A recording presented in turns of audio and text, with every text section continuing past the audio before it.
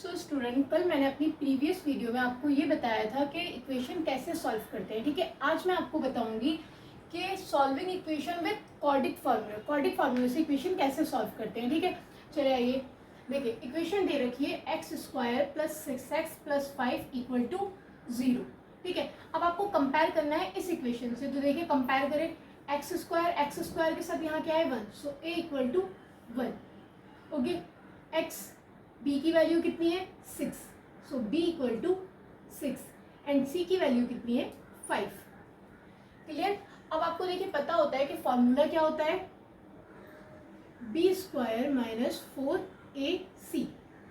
ठीक है, चले b कितना है 6, तो 6 का स्क्वायर -4 इंटू a हमारा कितना है 1 इंटू c कितना है 5। तो 6 6 36 -4 1 4 एंड 4 की 5 से करेंगे 20, तो कितना राइट हो जाएगा हमारा 16।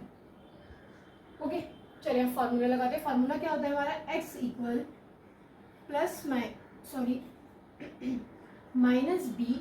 ± √b² - 4ac upon 2a। Clear है आपको, ये फार्मूला होता है हमारा। आपको इसको याद करना है, बहुत इजी है। देखिए मैंने पहले ये b² - 4ac की पहले ही वैल्यू निकाली। आपको अगर पहले नहीं निकालनी है तो आप डायरेक्ट इस फार्मूले में भी यूज़ करके निकाल सकते हैं। ठीक है, तो देखें -b, सो b कितना था मेरा 6 -6 प्लस -b² - 4ac की वैल्यू भी कितनी आई है 16, सो 16 अपॉन 2 और a की वैल्यू कितनी थी मेरी 1। ठीक है, चले -6 ऐसे रहेगा। 16 का रूट क्या होता है आपको पता है 4, तो +-4 अपॉन 2। अब आपको देखिए कुछ भी नहीं करना है, एक बार प्लस की वैल्यू निकाल फाइंड करनी है और एक बार माइनस की। तो मैं पहले प्लस माइनस की कर लेती हूँ। प्लस की पहले 6 अपॉन 4 2।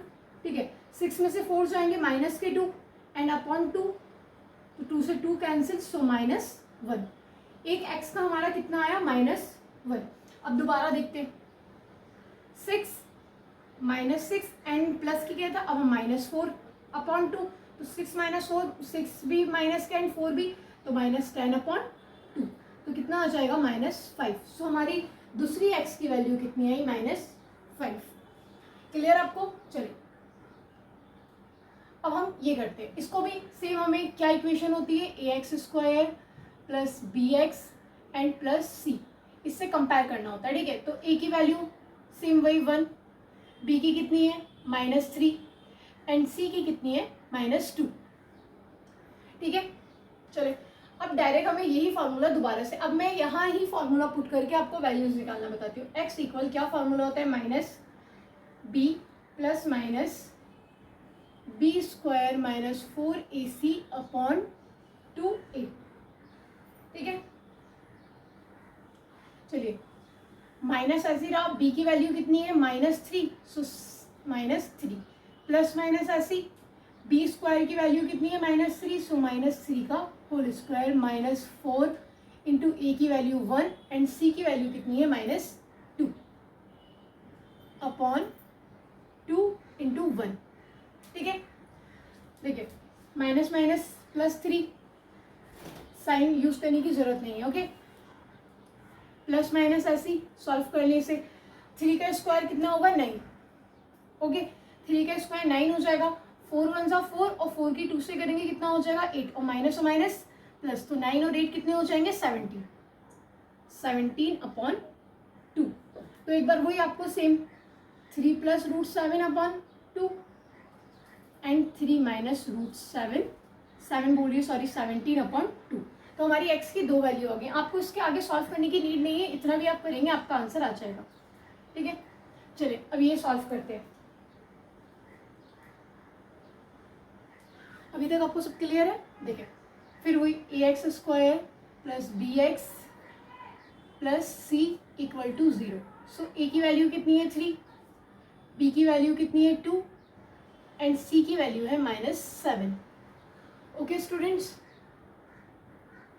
चलिए अब वही अपना फार्मूला क्या होता है, x = -b ± √b² - 4ac upon 2a। ठीक है, चलिए माइनस बी की वैल्यू कितनी है, माइनस ऐसी रहेगा, बी की वैल्यू कितनी है 2, प्लस माइनस ऐसी B square, what is B square कितना है, बी कितना है 2, तो 2 का स्क्वायर कितना हो जाएगा 4, 4 ए की वैल्यू कितनी है 3 और सी की वैल्यू है -7